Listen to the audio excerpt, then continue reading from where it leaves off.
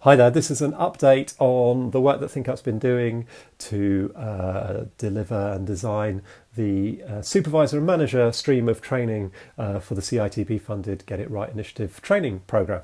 We are getting to the end of sprint 3 of this 6-sprint programme, so I guess that means we are roughly halfway through, although we still have quite a lot of content to deliver in the later sprints. So where are we up to?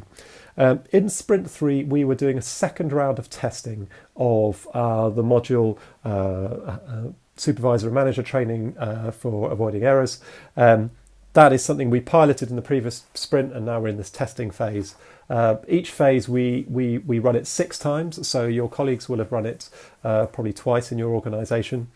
The content is now kind of pretty well established, and I would say of all the content across the Get It Right Initiative programme, the Supervisor and Manager training is probably the most well established and has had the most sort of consistently high feedback, which is great, not least in part because of the consistent and consistent regular contributions of all the employee members of this consortium, for which we are very grateful.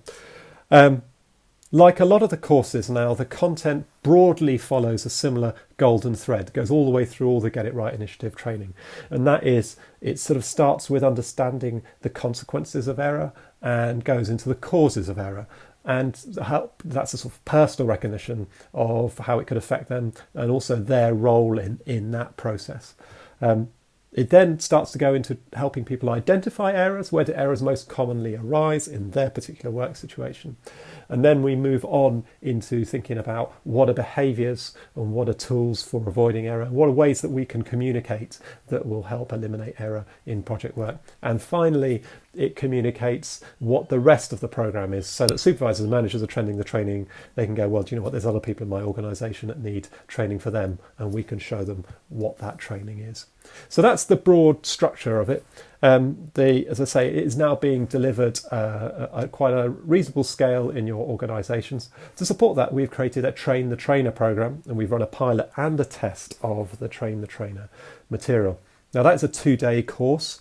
The idea is that attendees must have attended the actual basic course, the training for which they're going to be delivering themselves, so that when they arrive at the Train the Trainer programme, they're already well versed in the content. Once they arrive, we actually give them a segment of the training content for them to deliver themselves, and we help them understand the nuances of the different aspects of delivering the training. On the second day, we then run the training from beginning to end as a sort of dress rehearsal and help them deal with specific instances of facilitation, how to deal with interventions, how to give feedback. And so far, that programme seems to be going very well. Now, we get to go and then see those people delivering the training in context. They never do it on their own, at least not as part of this programme. And then we're able to give them evaluation. And it's really fantastic to see how this training is being owned. It's really being owned by your colleagues that are delivering this, and that's really fantastic. That shows that it's something that has meaning for them and they see value in it for their organisations. So that's fantastic. Alongside the development of the training, we have created the learner management system. Now, for supervisors and managers, we've recognised that logging onto an online system to access training resources is not really the way they operate in general. So we use smartphones in order to gather evaluation data using QR codes in the training itself. But the learner management system is there to support the trainers. They can log on to that and get the latest version of the training materials if they wish. And that's something we're going to be developing over the remaining sprints.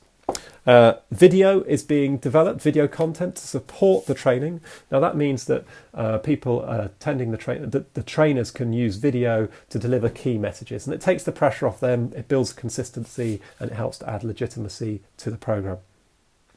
The cultural survey is something which we're rolling out across the whole programme of training. It aims to assess in more nuanced terms what is the impact of this training in terms of a culture of eliminating error.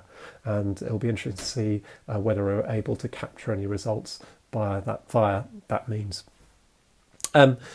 The last thing that we're going to be doing this sprint is to actually do the R&D, and we're going to do this just in January, the R&D for the next module, which is part 2 of Supervisor and Manager GIRI training. So the idea is people have attended part 1, then have gone back into their workplaces, applied the thinking for 2 or 3 months, and then come back and do part 2, which is a top-up, another half-day module. And then we will also be designing a Train the Trainer program for that. And over the coming months, we'll see how the logistics of getting people to attend 2 rounds of training and Train the Trainer courses will work. That's part of the testing. That's what this is all about. Right, so all it leaves me to say is on behalf of Nick, Ralph, me, and the other members of the Think Up team, very best wishes for the Christmas season, and we look forward to working with you in the new year. Bye for now.